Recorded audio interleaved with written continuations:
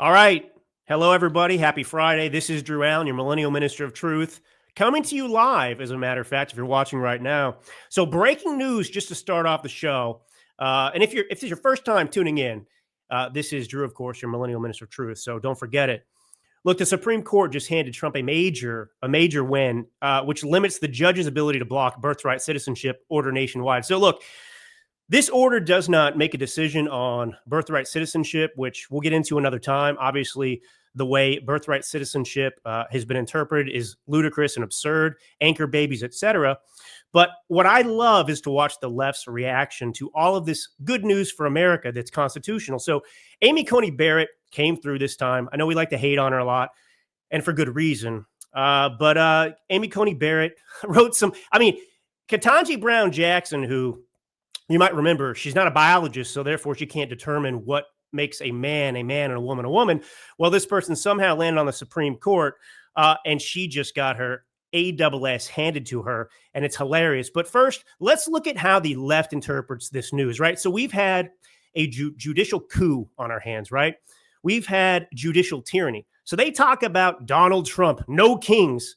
The judiciary the left-wing activists have made themselves the kings of this country, believing that they have the ultimate authority to tell everybody what they can and cannot do, which certainly is not true. We have separation of powers, but somehow in the left's mind, because they lost an election and they lost Congress, of course, they believe that now the judiciary, these activist left-wing judges, well, they can run the country. You didn't vote for them, but they're going to be the president for the next 4 years. He had the auto-pin administration of Joe Biden, and now you've got the judicial presidency of these left-wing losers. But here is the Daily Beast. Check this out. Coney Barrett gives Trump sweeping boost to federal powers.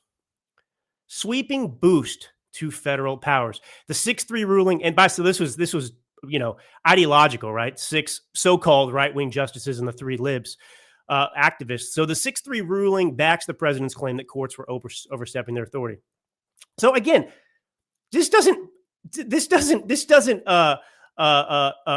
give a boost to federal powers. This simply upholds the Constitution. This upholds the fact that the president, the executive, right? You have I know if you're a Democrat out there, we got to go through a lot of things today. We got to talk about what happened in New York with this mayor. I know that you don't understand things, and I'm not hating on you. I'm here to educate you. So I know that you don't know there are 3 branches of government, right?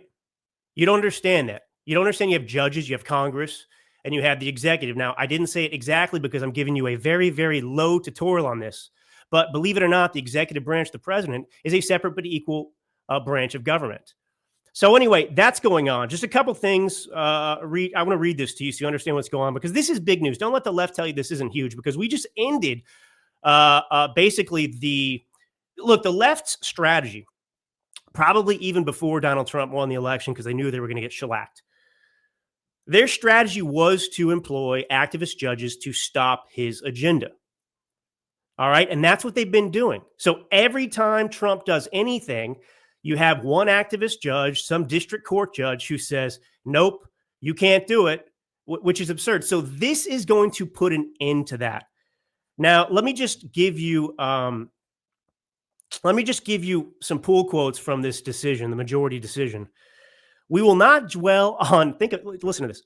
We will not dwell on Justice Jackson's argument, which is at odds with more than 2 centuries worth of precedent, not to mention the Constitution itself. We observe only this: Justice Jackson decries an imperial executive while embracing an imperial judiciary. I mean, I don't know. I hope that she's tending to her wounds. She just got slapped in the face by these justices, and it's the right decision. So anyway, so that's big. Keep an eye on that. Hopefully, look, if the rhinos in Congress and the deep state can't continue to sabotage Trump's agenda, which I'm not going to get into the big, beautiful bill today. We'll save that for another episode, but that's going on. But obviously, you've got people trying to sabotage the will of the American people left and right. And this is one weapon that has been taken away from the left now. And it's going to be a lot more difficult. Look, we've basically got 2 years until midterms, because look, when midterms happen, all bets are off. If we don't maintain Congress, you're going to have basically a true lame duck. Somebody who can't do anything. So it's significant that we get stuff passed in the next 2 years. And I've got some strategies to help. based on, look, there's a lot of people talking about weighing in on what happened in New York City with the mayoral race, right? You've got a communist, okay. He calls himself a Democrat socialist, whatever. You know, the Nazis were a socialist party. The left, of course, is basically committing suicide. So anyway, we'll get into that in just a sec. So the title of this episode today, which I usually don't do, usually I come up with it afterwards, but I'm doing this live, so I had to come up with it before. And it's New York City's on suicide watch. Suicide watch after Zohran Mamdani's shock victory. And I'm asking the question, can New York be saved? Should it be saved? What is the Republicans' role in this? I don't want to be mean. I'm not trying to pick fights. But I just want to say that one of the dumbest ideas I've seen floated out there, okay, is that Republicans should now abandon the Republican Party in New York and support Democrats that aren't communists, but we should now not back Republicans in New York in the actual general that will come up. We should back either Andrew Cuomo, who killed all the grandparents during COVID, or we should back Eric Adams, who's the current mayor, who is also a Democrat. I mean, look, so what are we going to do now? So we're going to start supporting the Democrat Party of 10 years ago that was radical, but it wasn't as radical as the Muslim communist that is now winning in New York City. Like, what are we talking about here? So I'll get into that in a minute. But I want to ask a personal question because I want to try and relate this to you in a way that's non-political. I think that helps to understand some of these issues sometimes. New York City Democrats, right? These people who voted for Mamdani. I mean, whatever. I could play all day with his name. The people that voted for him, they're like drug addicts and alcoholics. Have any of you listening and watching right now, have any of you had somebody in your family or a close friend who's struggled with addiction, who's actually gone through rehab? I have. I've had it with a few different people. And, in the case of the Democrats here in New York City, they're addicted to what? They're addicted to, well, some of them drugs, obviously, as well, but they're addicted to the destructive policies and ideology of the Democrat Party, of the left, of socialism now, Democrat socialism, call it what you want. That's an oxymoron, Democrat socialist. But anyway, socialism doesn't support democracy. But this is the Democrat. And so when I've gone through rehab with these family members or friends, one of the hardest things to do is allow that person to hit rock bottom because you love them, right? You love your son, you love your daughter, you love your brother, you love your sister, you love your friend so much. And so you develop this relationship in which, you're actually preventing them from turning the corner. It's a relationship where, hey, I don't want something bad to happen, so I'm going to keep giving, my son or daughter money. I'm going to keep paying for their housing because I just don't want them to suffer anymore. And so you're actually preventing that person from, and look, here's the scary thing about dealing with addicts. One of the things they'll tell you in rehab is this is a very uncomfortable thing, but you have to accept that you may lose your loved one. Your son, your daughter, your brother, your sister, your friend, they may very well die. That's the worst case scenario. But if you do not take this action, which is inaction, which is to stop funding their life, to get out of this kind of relationship you have with them where you're enabling, right? You're enabling them, then there's no hope anyway. They're going to die of the drug addiction or alcoholism or whatever anyway. So you have to be willing to let that person die in order to save them. That is how I feel about New York City and these Democrats. Republicans, sane people, cannot try and bail the Democrats out by giving them a lesser of two evils, some Cuomo or even Eric Adams, who's also a radical. I mean, this is what bothers me about the Republican Party. And I know I'm doing the Trump weave here, but I just have so much on my mind that I think is so important to relate in terms of not just the immediate circumstances now in the country, but the future. Because I talked about this last episode. I'm not going to talk about it for 25 minutes, but you can go and listen to the last episode if you want to hear all about this. But one of the unique things Trump has done is he's recreated the Republican Party. Like there are people in the Republican Party today that never would have been Republicans in the past for various reasons, right? The Democrat Party went so far left. They went against so many of the supposed tenets of the past that even Democrats subscribe to, that these Democrats are, it's like the Reagan blue collar Democrats, the Reagan Democrats. You have the same thing in Trump, but it's even a different coalition. So there are a lot of people in the quote unquote Republican Party. And look, I'm not a special pleader for the Republican Party. I want you to understand that. I am a very proud conservative. My ideology, we have a two-party system. Republican Party is the way I tend to vote, right? And I'm not ashamed of that, but I understand that the Republican Party has problems. I understand that the Republican Party is not perfect. There are people in the Republican Party who are awful, that are, deep state operatives, who are, the uniparty. I know all that stuff exists. But the Republican Party obviously is a lot better option right now than Democrats and certainly the Muslim communists in New York City. But so you've got a lot of people who are coming into the Republican Party, call it MAGA, whatever you want. And I want to make another analogy for you, okay? Like under the auto pen administration of Joe Biden, right? We had 10 million plus illegals pour into this country. Obviously, they weren't vetted. They had nothing in common with the country. And this has gone on for a long time, but it was exacerbated under the Biden administration, the auto pen administration of Joe Biden. And one of the problems you have in this country is there's no integration. There's no assimilation, right? And no society can survive without assimilation. You have to come here wanting to be American, understanding what Americanism is, and have people want to be a part of that. And that didn't happen. So now you've got a similar situation. The floodgates are open, just like, look, America became the trash can of the world under Joe Biden, right? We were like the garbage can. Every country that had people they didn't want, they sent here. All right. And I don't want MAGA. I don't want the Republican Party to become America's political garbage can. Like, I'm not here to say, oh, like, I'm so excited that we have these new people coming in. So you can bring your, lingering Democrat ideology. Maybe you don't agree with chopping off, Johnny's pee-pee at 5 years old. That's good. But all your other Democrat crap, bring in. No, I'm not supportive of that. If you want to come into MAGA, awesome. We need to build this coalition. But there has to be some education that happens at the same time.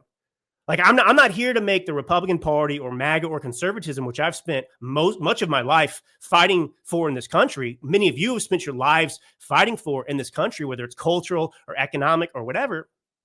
I'm not here to say, okay, well, I'm going to abandon all that and just let this party become wishy-washy. It's like Reagan talked about bold colors. Like, we don't have to, adopt the views of the left to have an open tent. These people are leaving the Democrat Party for a reason. They need to understand and be recalibrated because they've been indoctrinated. They don't understand, the reasons. I mean, this is why you have people who leave Democrat states, right? They go to Florida or Texas or wherever. And they're literally fleeing Democrat policies, the effects of that. And they go and vote for a Democrat for the same Like, are you insane? Yes, is the answer. But, no one has ever taught them anything. They don't know any different. So there's people, we need to be activists in a certain way in this country, which is to educate people.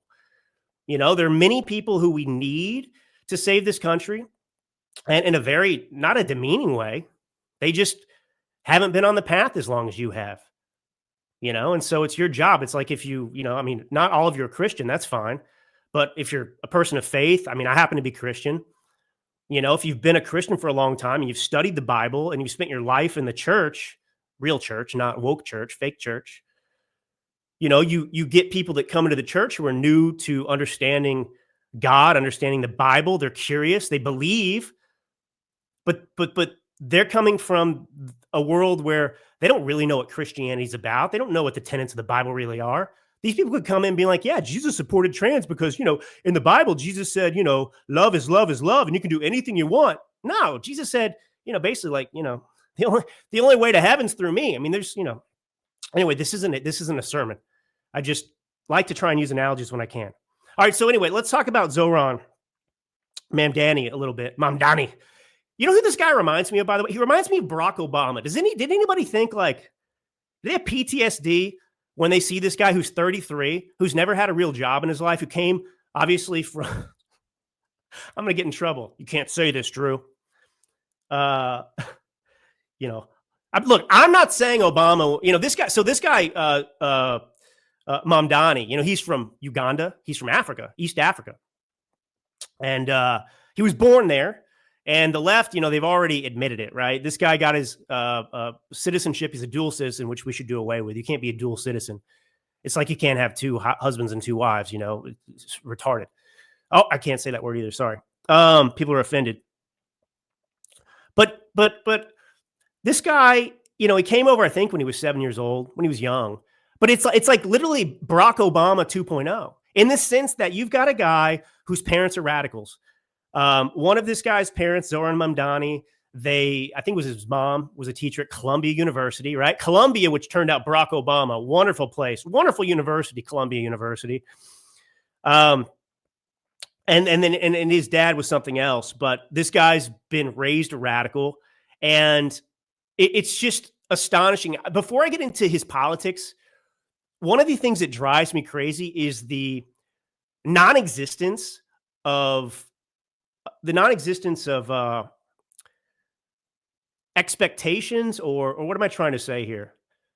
Like, if you applied for a job at McDonald's to like work behind the cash register, yeah, it's maybe an entry-level job, but they'd want to like know what your credentials are. They'd want to know like what are your qualifications? And there's zero demand for qualifications in politics on both sides a lot of the time. But this guy's 33, so I'm 38. This guy's 33. He's never had a real job. New York City is the biggest city in America. So forget that he's a communist. Forget he's a Democrat socialist. Forget, the guy's never run anything in his life. I mean, this guy, I'll play a video in a second of him going to halal stands and trying to, appeal to the New Yorkers about halal being $10 instead of $8. This guy couldn't run a halal stand. He doesn't have the ability to run a halal stand. And Democrats in New York would elect this 33-year-old without any real life job experience. He's just a politician. He's been in the assembly, the New York New York City Assembly. And they would turn over the biggest city in America, New York City, to this guy. That's what I'm saying. Like, do you care about qualification? By the way, this is the thing about your most people in Congress. You start looking at these people, it should make you irate, because we are being ruled by our literal inferiors. Like the dumbest people in America get into politics, for the most part. There are exceptions, obviously, but that's the thing. So anyway, this guy was born in Uganda, and I just want to bring this up because it'll piss off people on the left. No, I won't dare say that Obama was born in Kenya. I don't have to. His literary agent, Obama's literary agent, back in 1991 is the one who said he was born in Kenya.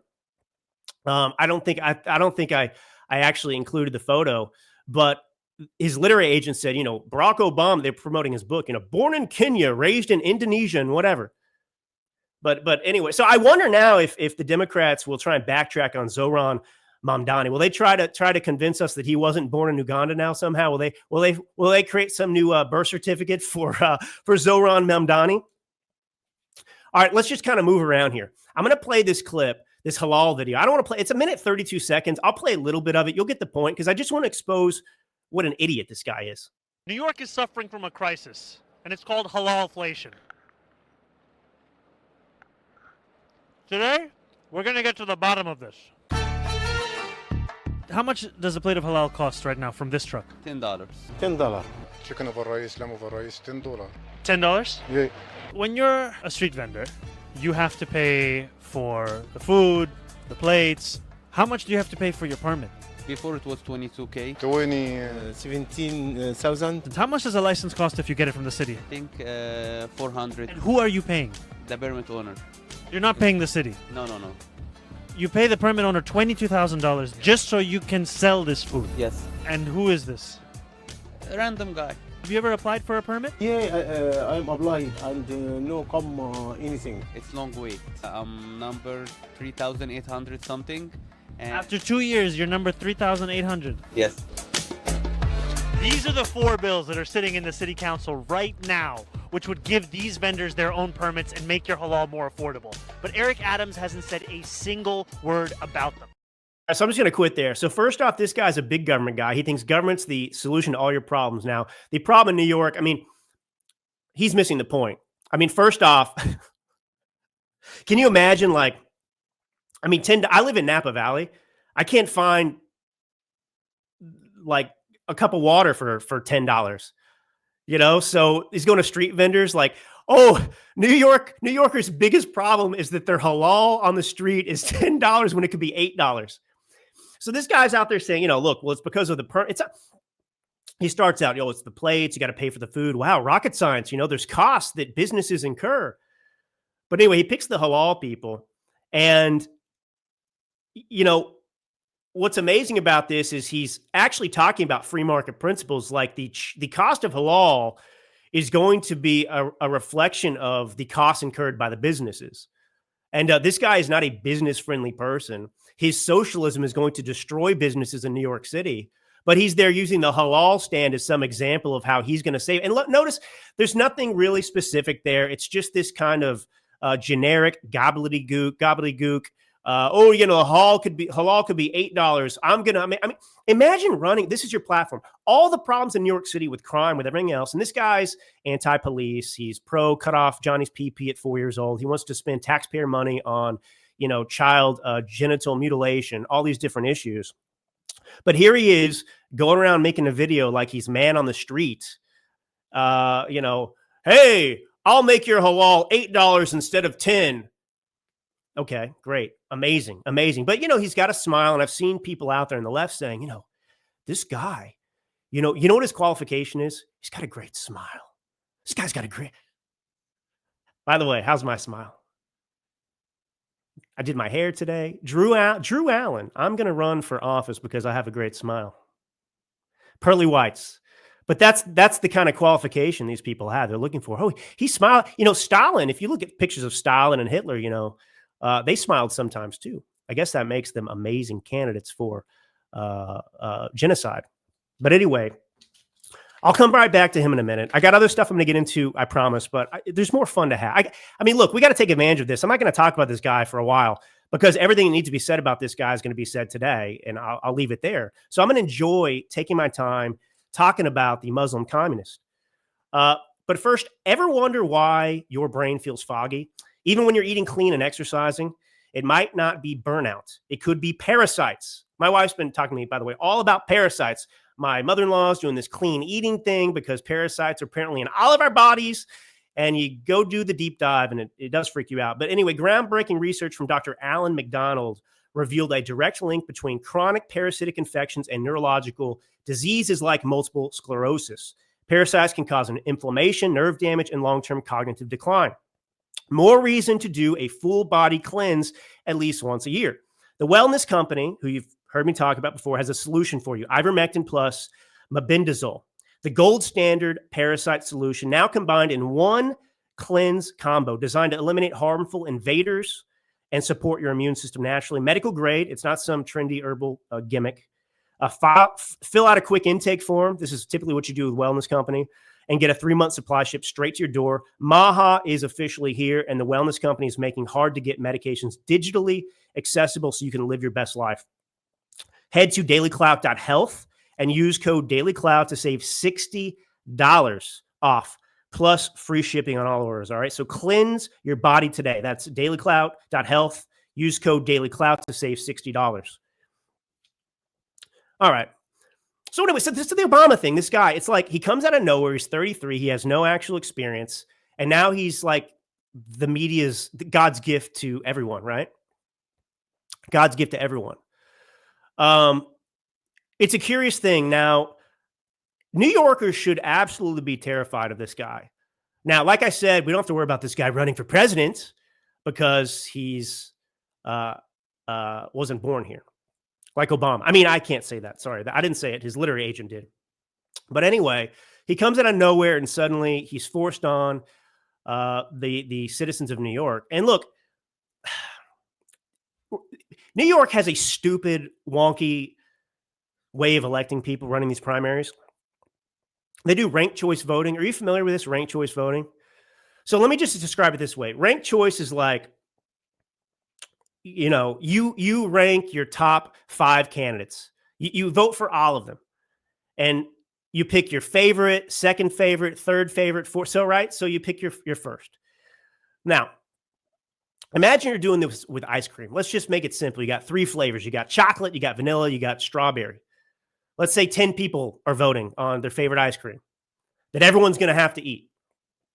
So, 4 people vote for chocolate as their first choice. 4 people vote for vanilla as their first choice. And let's say, what do I have left over? 2. Okay, so 2 people vote for strawberry. That's their first choice. Well, what happens is strawberry obviously is the loser. So strawberry's gone. So the 2 people that voted for strawberry, now their second choice becomes their vote, right? They didn't actually make a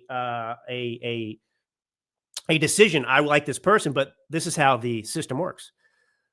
And so let's say, both of those people that like strawberry, disgusting, by the way, who would do that? Like, I don't trust those people anyway. But anyway, let's say they voted for strawberry. Let's say both of those people that voted for strawberry, their second choice was vanilla. Well, vanilla becomes the winner. They didn't pick vanilla. They picked strawberry, but their second choice was vanilla. So that's what goes on in New York. Now, I got to say, this guy won overwhelmingly.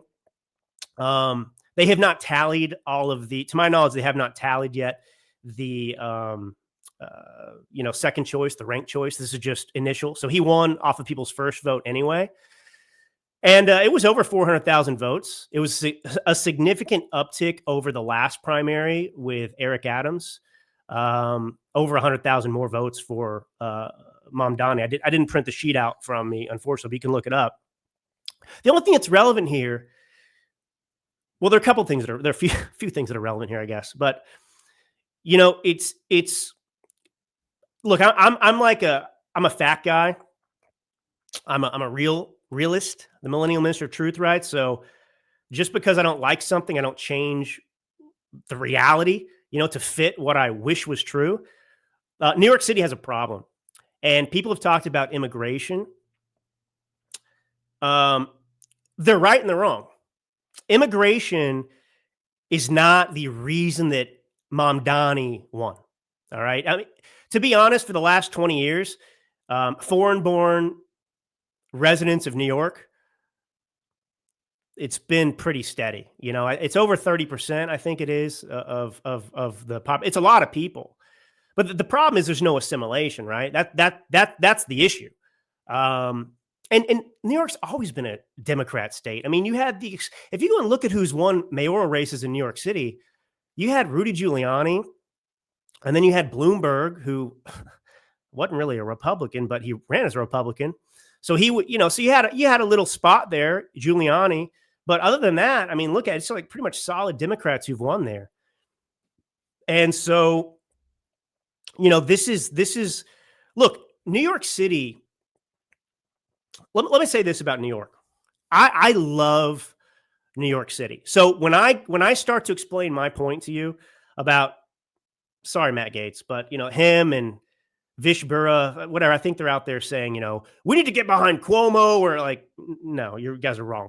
But anyhow, I moved to New York City right after I graduated from Pepperdine University. I was a theater major at Pepperdine. I had an acting scholarship to Pepperdine. Everyone told me to stay in LA. Pepperdine's in Malibu, California. Everyone told me to stay in LA, Drew. There's more opportunity. You're young. You're good looking. I was 22 years old. Stay in LA. There's more opportunity. But I just had this image in my mind of what New York was. New York to me represented America. And obviously, as an actor, I mean, my goodness, like the glory era of Broadway, where they let new talent get opportunities on stage, Marlon Brando and James Dean and Paul Newman, Robert Duvall, my favorite actor. All these people came out of New York, and I thought, man, I'm not trying to be famous. I love the craft of acting. I don't want to be a famous actor. I just want to be a great actor. And to me, it led me to New York. And so I said, no, I'm going to New York. I'd been to New York once in college. Actually, one of my best friends in college was a son of Lester Holt, who was, NBC recently quit doing the NBC Nightly News. And so I spent time with them in New York for a spring break, and it was an amazing experience, obviously. But that was it. And I was from Texas. I'd never been to New York. You know, I mean, that was just this. I mean, New York, even though I was an American, grew up in Texas, had lived in California for college, I'd even studied in Florence. Like, even as an American, New York was America to me. It just represented the best of America, like actual immigration before the welfare states. Like, it was astonishing, and it captured my imagination too. And I'm so glad when I moved there, it was 2000, let's see, 2009. And I don't mean to tell you my whole life story, but I do have an interesting story.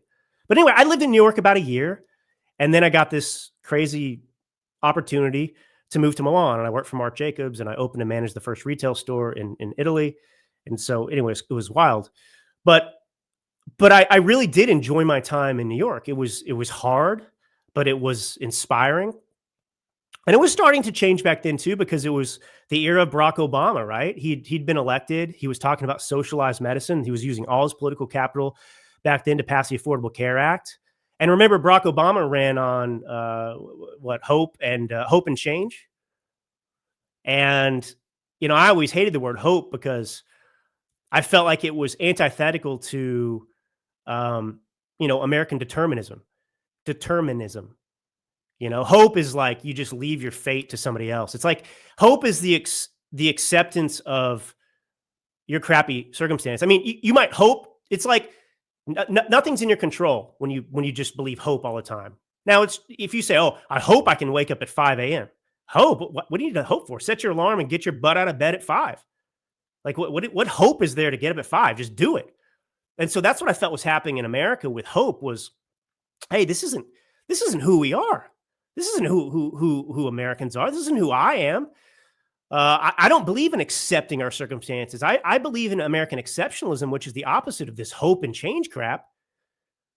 And so anyway, now you fast forward and you've got this NYC guy, Mamdani, and he's espousing socialism. Have you heard about some of his positions here? So he said, violence is an artificial construction. I wonder if the Americans, and certainly the American women that have been in the news over the last number of years with illegal immigration, I wonder if they believe and their families believe that violence is a construction, given the fact that they had to bury their children after being raped and murdered by illegals. Laken Riley? Was violence a construction for Laken Riley? Is violence honestly a construction for anybody living in New York City who's been forced to deal with crime, who's been robbed, burglarized? So this guy takes the side of criminals. It's just amazing, like these people putting America last. And out of one side of this guy's mouth, the snake oil salesman, oh, I'm here appealing to what New Yorkers need. Well, which New Yorkers are you appealing to? And yet these people that came out of Columbia University, these people that live in New York City that are Democrats, they're voting for this. And it really is Stockholm syndrome. I can't understand it for the life of me. I don't know. I mean, I'd be interested to hear sometime from some of you who've kind of converted. I think also I would encourage some of you, because I think the greatest like advocates for any movement used to persecute that movement. Like you look at the Apostle Paul, persecutor of Christians who became arguably, not even arguably, I mean, what would the church be? What would Christianity be without Paul? You can look at Ronald Reagan. You can even look at Trump. But, I mean, I've always spent my life around the left and Democrats, but I've never been converted to be one, whether it was in Hollywood or fashion or whatever. But this guy, he's out there celebrating in the past. He was out there celebrating all the Muslims in New York City and telling them they need to run for it. Now, I just want to, this is important because the media doesn't want to talk about this. We have been soft. We have been exposed to, obviously, the Obama administration, which wouldn't let us believe in radical Islam. They wouldn't let us associate the religion with violence. This guy's out there celebrating all the Muslims in NYC. He's telling them they need to run for office. Do Muslims have different needs than regular Americans? Not than non-Muslim Americans? Why is it so important to this Muslim for other Muslims to run New York City? Like, what if you told, hey, we need more Jews to run NYC? Obviously, there's plenty of open season for people to hate on Jews on that. What if I ran an NYC as mayor and I said, hey, I'm Drew Allen, I'm a Christian. We need more Christians to run for office in New York City. This needs to be a Christian-run city. Like, what would the left say about that? They'd be I don't think they'd like it. Do you? But this guy's out there. We need more Muslim. Why? Why is that? This guy wants to tear down statues. So this guy hates Italians. He's anti-Christopher Columbus. He wants the taxpayer, I already said, to fund trans surgeries for minors. He wants to defund the police. So this is who this guy is. All right, if you're like me and you're getting to that age where your body just hurts all the time, kind of true, then listen up, all right? Don't reach for another painkiller until you learn about this little-known turmeric hack for pain and inflammation.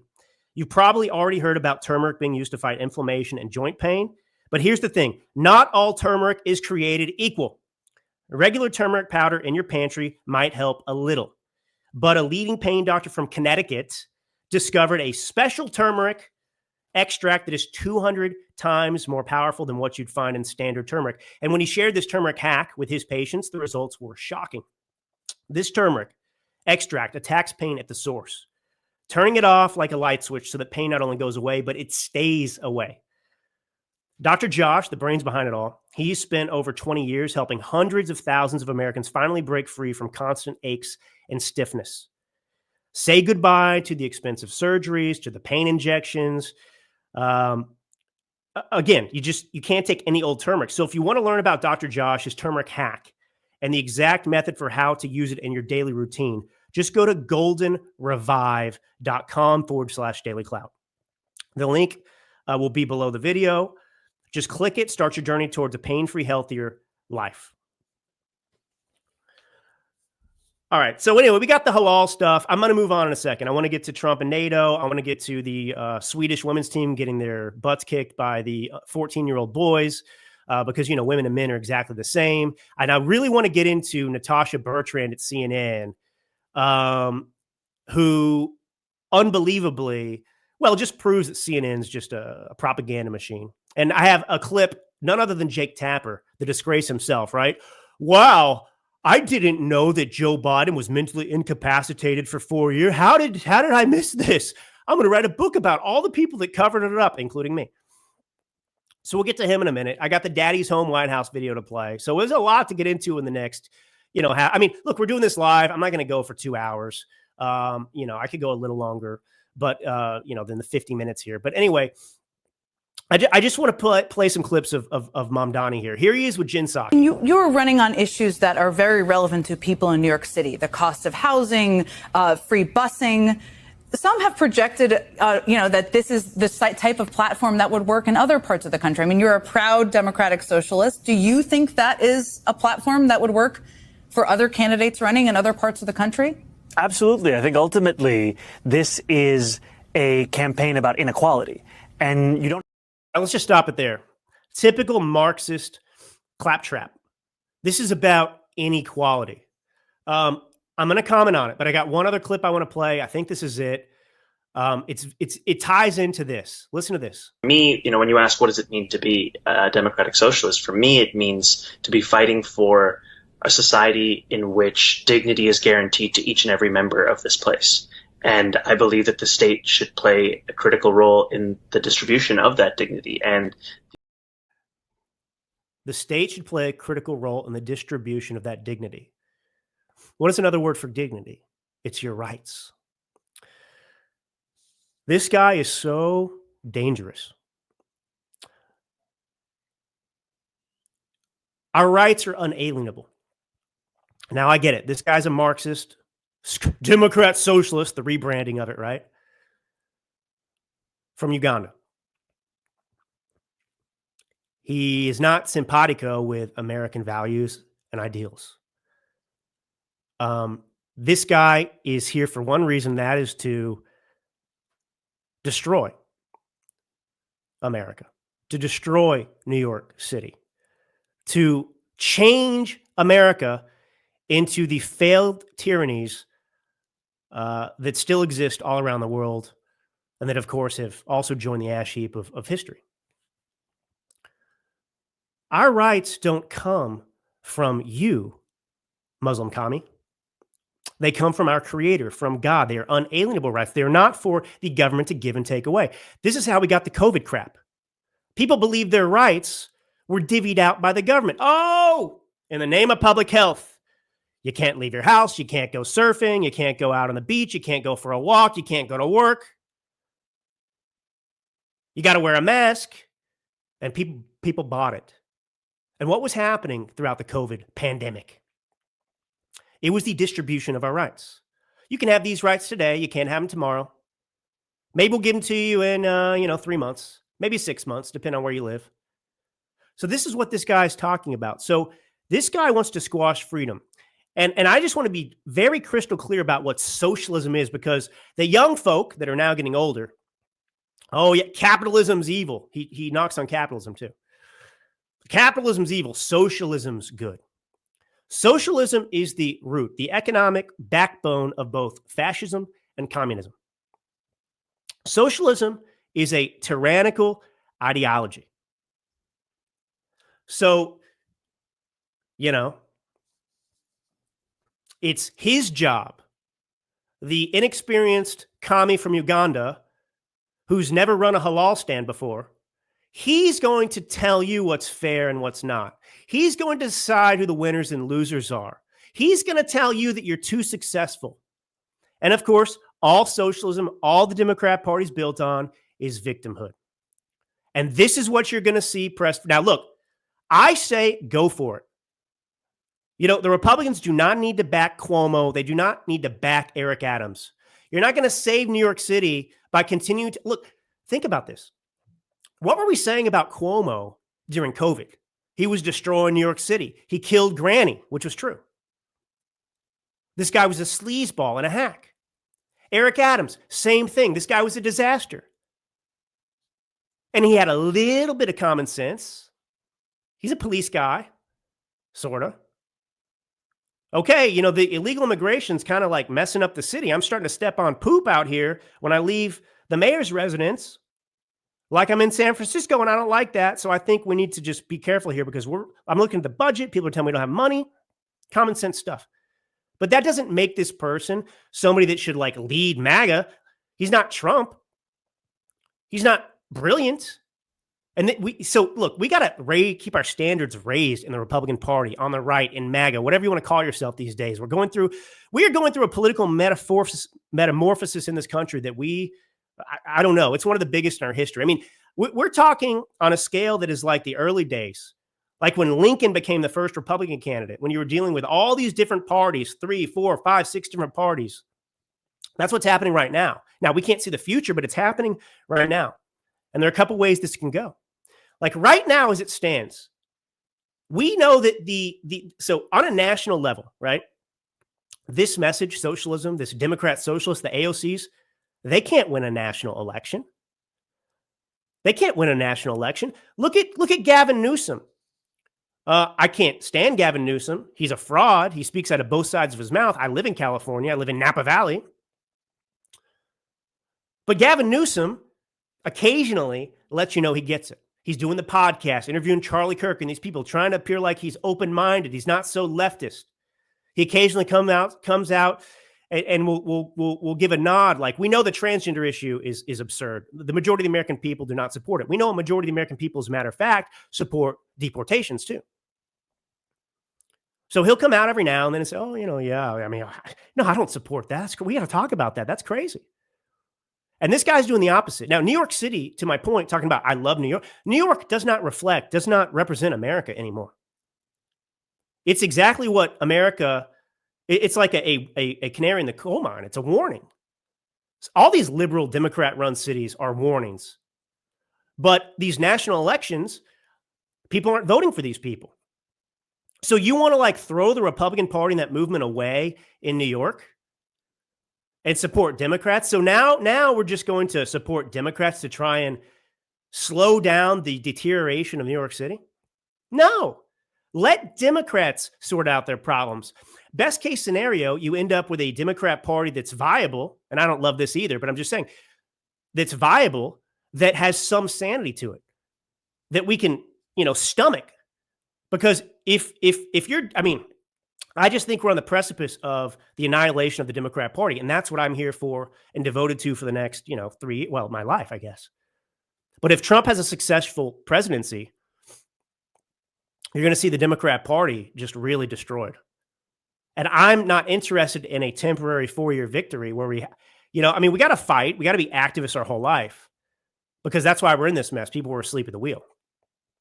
But at the same time, I don't want to fight like 2024, like every single year, because we have communists that are like viable candidates in this country. I don't want that. Do you want to live that way? I don't want to live that way. So no, we don't need to back Cuomo, back Eric Adams. It's back to the addiction analogy. If New Yorkers think that Democrat socialism is the solution to New York's problems, let them have it. I'm not saying vote for them. Vote for the Republican. Try to win as a Republican, knowing that you probably won't. But don't give in and be a part of the problem, because here's the problem in America. Republicans have talked a big game for a long time. They talk about the benefits of their economic programs. They talk about the benefits of this, how they're going to do this, how they're going to do that. And it's true that those things would accomplish those objectives, but they never follow through. And so the Democrat Party can continue to run on this platform of division, of accusing the Republicans of trying to destroy Medicare, destroy this, kill your grandma, because Republicans never actually pass their agenda. Not overwhelmingly. And so Americans never actually experience life under conservatism, with low taxation, without government reliance. I think Florida's the best example of this. Whatever you want to say or think about DeSantis, maybe some of you love him, maybe some of you still hold a grudge because of what he did in the primaries with Trump. Maybe some of you still hate. I don't know. I don't know what your position is, but I was not a DeSantis guy. I always supported Trump during the primary, and I was very actually harsh on DeSantis. I'm telling you that who I am, where I'm coming from. And I will still say this about DeSantis. Florida is a beacon of hope in so many ways to the country, because DeSantis did pass conservative policies. One of the reasons I believe Florida has become so red, that we've taken it off the board for Democrats to compete, is because Floridians experienced life under those conservative policies that were promised. And they realized that life was better. And that's why DeSantis and Florida have had the success they've had. But on a national scale, Americans haven't experienced it enough. And you're dealing with ideological bullcrap and so on and so forth. All right. But anyway, so no, like, I'm not going to throw away my principles, and the Democrats are on life support right now. It's a Democrat run city. So let them have what they vote for. And maybe if they get this Mamdani guy, now I'm not hoping he wins. I'm just saying that it's a possibility. And if he does win, enjoy those 4 years, New York City. See what happens. You're going to have your businesses leave. You're not going to have any money to pay for these things. You're going to have crime through the roof. And maybe people will wake up and realize that AOC and Mamdani from Uganda, who's never had a job before, maybe they are the losers that I am telling you they are. Very similar, AOC and him. Democrat, one's a bartender, I guess AOC's could run for, they wanted to run for president, supposedly. Anyway, let's just move on. I'm tired of, are you tired of Mamdani? I'm sick of this freaking guy. But you get the point. All right. So Donald Trump is Daddy Trump. Well, so he was at the NATO Summit. And Rutte, I don't know how you pronounce his name, Rutte. He used to be the prime minister of the Netherlands. Now he's the head of NATO. He and Trump are friends. They go back to Trump's first administration. And Donald Trump, you might remember, when Israel and Iran broke the ceasefire, he was caught, he was on camera and audio saying, using the F word. These people don't know what the frick they're doing. And it was beautiful. I love Trump. I'd never get tired of Trump. But anyway, here's the daddy White House video that everyone's talking about, in case you don't know what the context is. I just want to get your attention. Oh, wrong one. I'll play that in a second. That's fun. Here's Rutte or Root, whatever, saying daddy. I mean, we may do papers on it, Marco. Maybe we're going to do papers. I don't even know if you need them. They're not going to be fighting each other. They've had it. They've had a big fight, like two kids in a schoolyard. They fight like hell.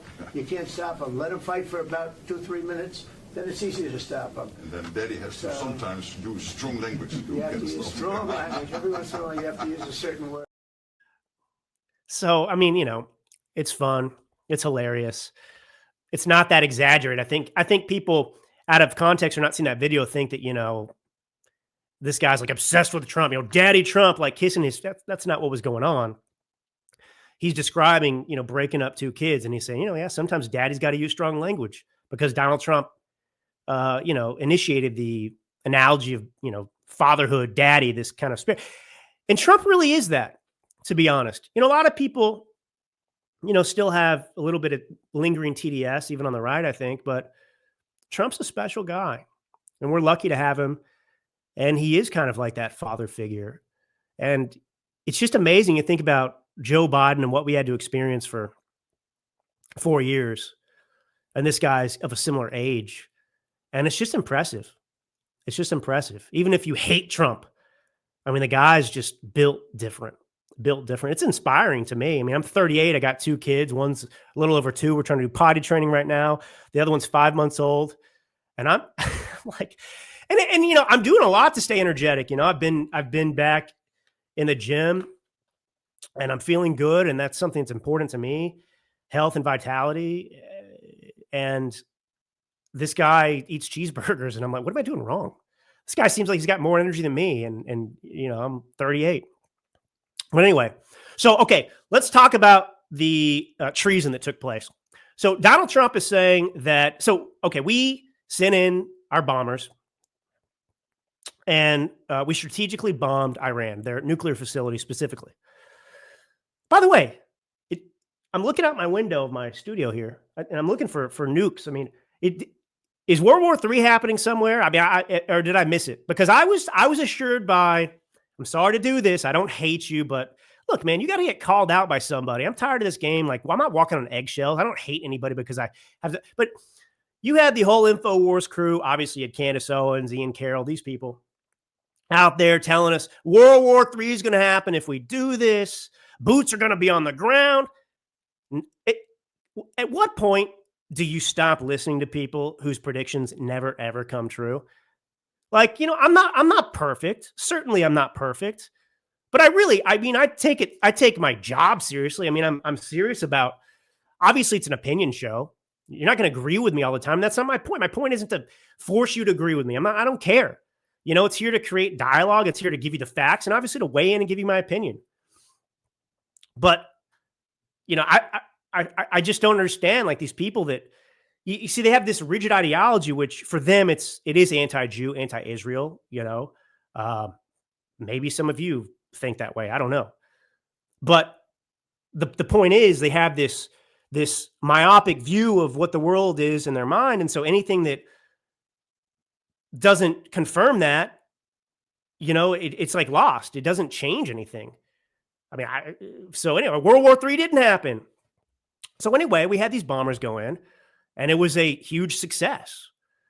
And obviously the people with Trump derangement syndrome, the never Trumpers, the media, the deep state, the Democrat Party, the rhinos, these people, they cannot.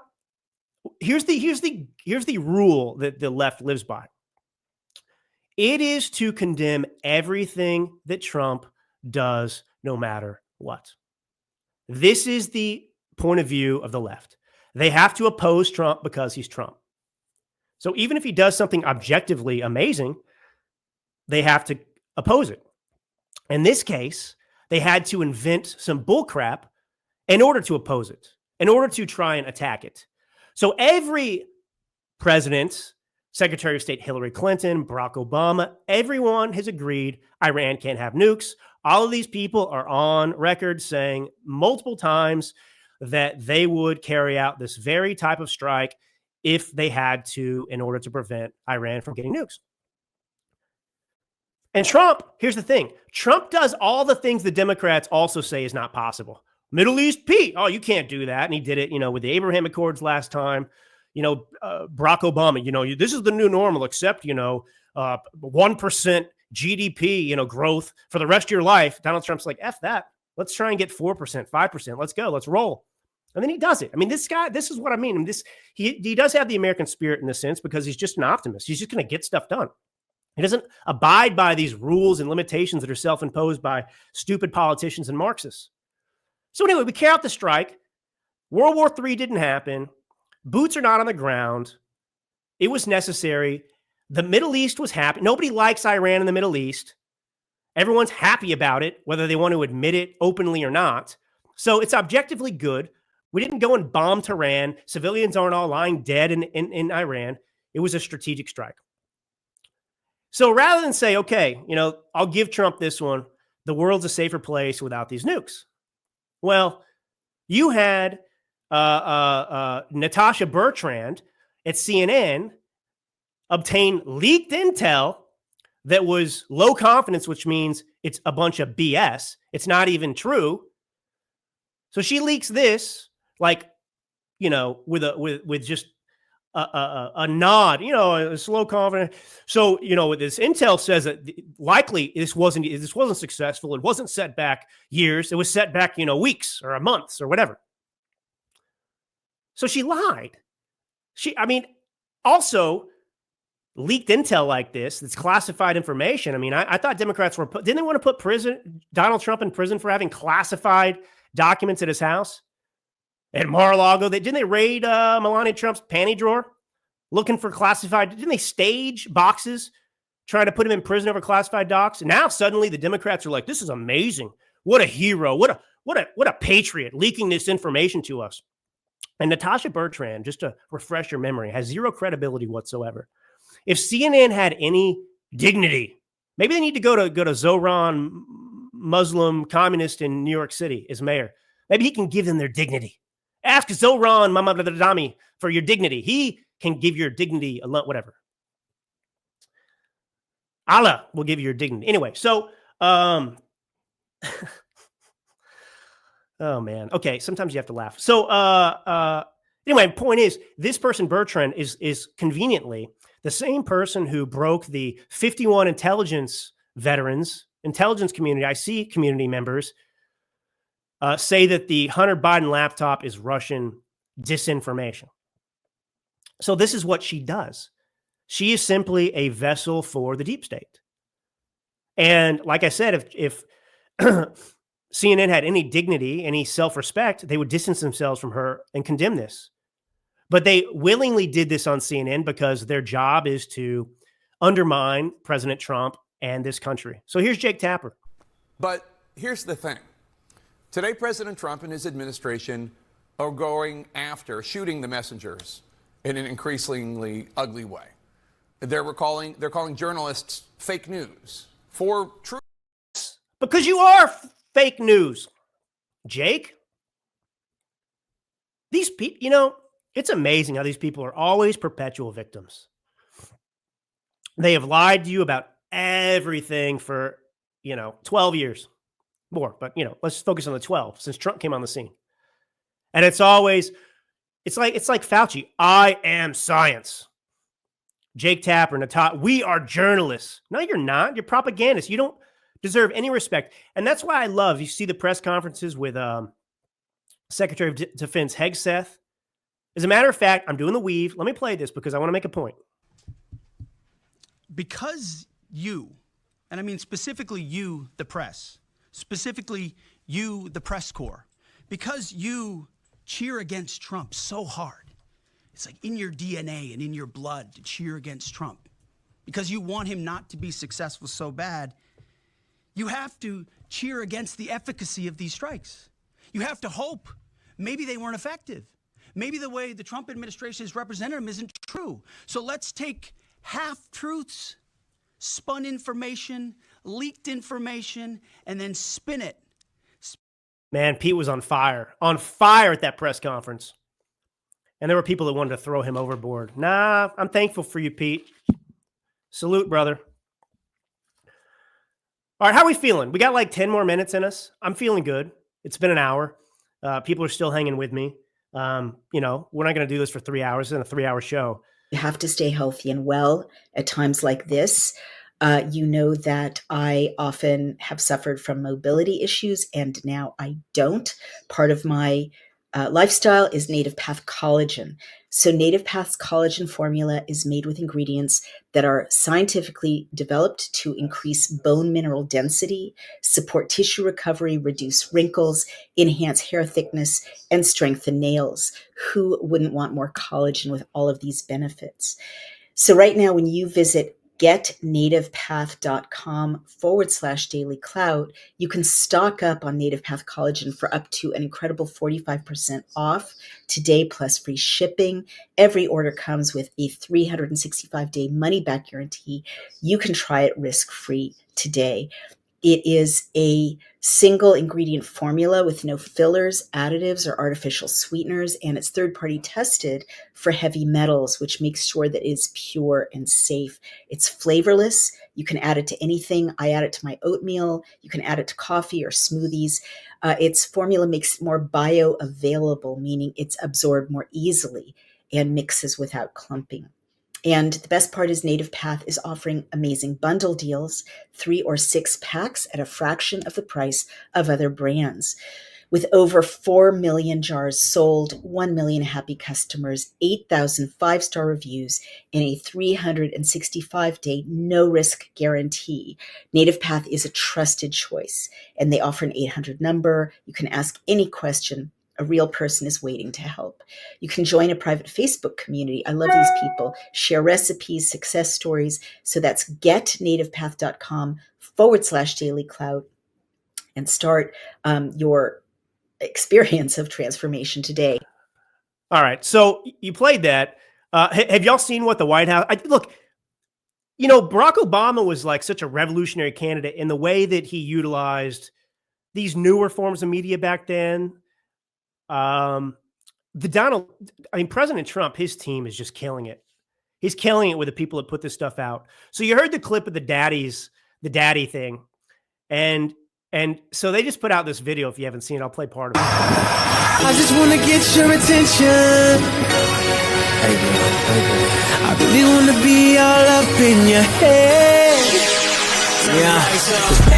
Is it you say daddy's home? For me. And I know you've been waiting for this loving all day. You know your dad is home and time to say, yeah. So you ain't got to give my love away. So let me say, hey, hey, daddy. So let me say, hey, hey, daddy. I ain't gotta do a lot of flexing. Anyway, it's simple, but it's just like nobody knows how to troll the left like Trump does. I mean, I've never seen anything like it in my life. So I want to back to that Hegseth clip. You know, this is how you have to treat the media. You know, that these people think they're special. They think you're obligated to respect them by virtue of their profession. And they're not. People used to have an issue, right, with Trump. I mean, this is a Marxist Saul Alinsky rules for radicals tactic where, you know, you make the enemy play according to their own playbook, but you're obviously freed from that because you don't have a playbook. So they'd say, you know, oh, well, you know, this behavior from President Trump of calling out the media, that is unbecoming of the office. So meanwhile, the left and the media, you know, they'll sit there and abuse and lie and be totally inappropriate in their conduct, disrespecting the office of the president and the president himself. And then they'll turn around and say, but you can't say anything back to us. You can't do the same because, so this is how they operate. They use this, if you're a Christian, with the Bible. This is just something to pay attention to. And I love this. I hope that most of you are comfortable with this, that you're cheering this, that you actually understand what's happening here and why we're having success, because we are pushing back. Trump's pushing back. And whether it's Marco Rubio, Secretary of State, whether it's Pete Hegseth, Secretary, all of these people push back. Tulsi Gabbard. I mean, I think that there are many legacies that Trump will leave behind, obviously exposing the deep state. And I understand there's work to be done. All right. And by the way, I just want to say,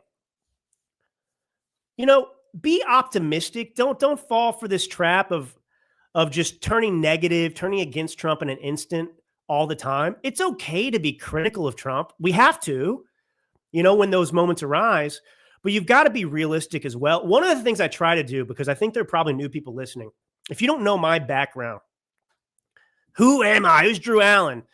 This guy was just an actor. He's like Mamdani. No. So I'm a publicist. That's what I do. So I'm a publicist. And my clients have been Tulsi Gabbard, with my boss, AJ. Pete Hegseth has been a client. We've got like 12 or 13 former clients that are in the Trump administration. So, and I'm not beholden to anybody, by the way. I live in Napa. I'm totally detached. I don't live in DC. But a lot of these people, they always think, one of the things that bothers me is everyone trying to pretend they're smarter than they are, trying to pretend they have more credibility than they do. And most of these people don't have any special insight, obviously, because they get everything wrong all the time, but we all listen and lean in because it's like clickbait. I don't do that on this show. I'm not into that, but I do have some insight into these people.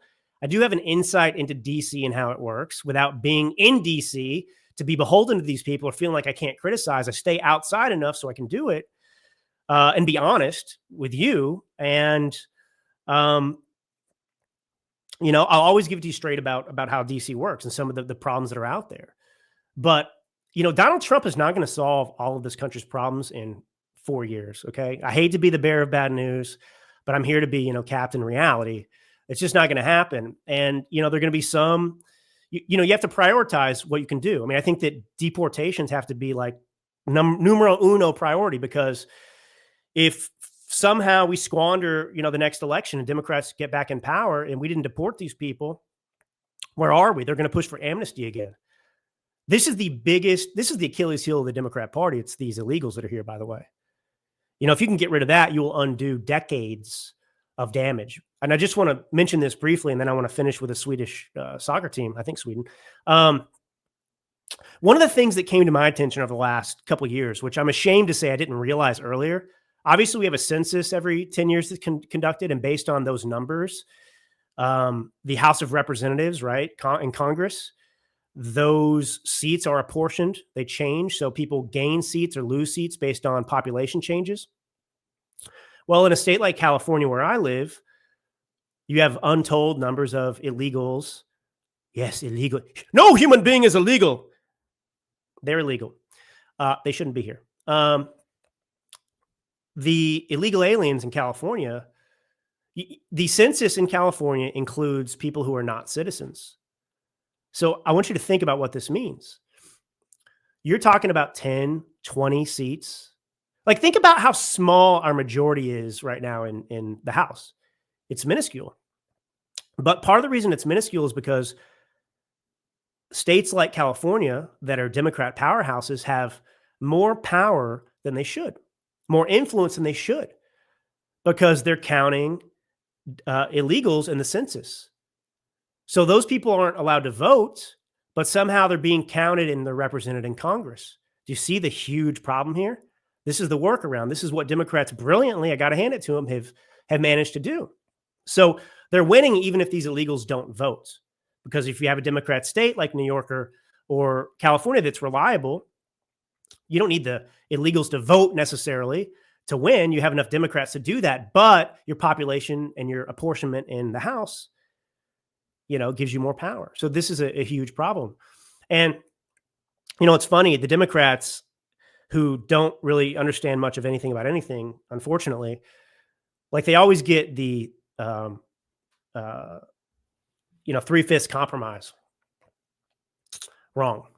And, they think, oh, this is the Republicans back then who believed that the slaves were a percentage of a human being. No, it was actually pro-black because the southern slave states had huge populations of black slaves, and the black slaves couldn't vote, but they wanted to count them and include them in the census so that they would have them represented and give them power in the House, just like with illegals. So that's kind of just to understand what's going on here. But anyway, so all right. So this is huge. So Trump's saying the Democrats are the ones who leaked this stuff, by the way. And it's a huge scandal. He's saying he's going to limit sharing classified intel with Congress now as a result. Good for you. This is a guy who always just seeks solutions. I love it. Now, I said Sweden, I meant Switzerland. So did you hear about this? What happened in Switzerland? Well, it's like what's happened here in the U.S. to the women's national team. You had a group of 14-year-old girls. It was an under 15 team. Under 15, U15 is 14 and younger. So a group of 14-year-old. Wow, I messed up. I was thinking of doing it a different way. Anyway, I was going to say a bunch of 14-year-old girls beat the men's national team, but obviously that didn't happen. Anyway, failed. But anyway, the women's national team in Switzerland was defeated 7-1 by the men's under 15. So 14-year-old boys beat the women's national team in Switzerland. And I was reading an article on this, and the article acknowledged the goal is to what? So why would you have in this world where biology doesn't exist and women can be men and men can be women and whatever? Why would you have the women's national team play a bunch of 14-year-old boys? Well, the goal is to bring a certain competitive element. The focus during this phase of preparation is on the physical aspect. Regardless of the result, these training games are very similar to our international matches. So basically, to have the same training purposes, to reach the same competitiveness, to get ready for the Olympics or the World Cup, these national competitions, the women's national team has to play 14-year-old boys. So 14-year-old boys could go and win the women's World Cup or women's Olympics and so on and so forth. I just think it's amazing that it's happening here. And you still have people to try and pretend like biology is not a real thing. Like whatever this guy. But anyway, all right, well that's all we have time for today. I want to say one more thing. I want to finish this because this is the important purpose of today's episode. Look, the Democrat, we used to talk about how Republican Party was splintering. And now we're past that because Trump is such a behemoth that we've got this MAGA movement, at least right now. Well, it turns out it's the Democrat Party that's imploding. It's the Democrat Party that's being divided, that's having a civil war. And so you've got a moment that we should just be relishing and help happening. And that's going to be your Cuomos and your Eric Adams. They're all running as independents. Cuomo's not bowing out of the race. So you're going to have Eric Adams, Cuomo running against this guy. And yeah, if that happens, the Muslim communists will probably win. But nonetheless, the Democrat Party is going to be severely weakened. Think about this. We're going to be MAGA. We're going to be strong. Our numbers are going to remain united. We're going to continue to pick off people. And remember, we have to assimilate them into our party. We have to teach them. We can't just be, becoming Democrats because we're letting these new people in. They don't get to take over the party. But Cuomo and these guys are saying, well, the Democrat Party doesn't want them. So the Democrats are committing suicide. You can win as a socialist in New York City, but you can't win a national election. So these people are hosed. These are not things that are supported. They're going the wrong direction, but they're doing it in New York because of the pressure from AOCs and this young group of their base. They're screwed because they can't win without their base. And, soon they won't be able to win even with their base. And that's what we have to make sure we promote. So you're going to have these Eric Adams and whatnot. I don't want them. Look, you're not coming over here to MAGA. You are not MAGA. I'm tired of being betrayed by the fake MAGA, okay? You're not MAGA Cuomo. You're not MAGA Eric Adams. I'll praise you case by case when you make a rational decision that all of us would make anyway. But let those guys, let the Democrats create a new party for themselves. Let them figure it out. And we will just run roughshod over them and make sure that they don't have any political power in the future. All right. All right. This is Drew Allen, your Millennial Minister of Truth. God bless you all. Thanks for joining. And until next time.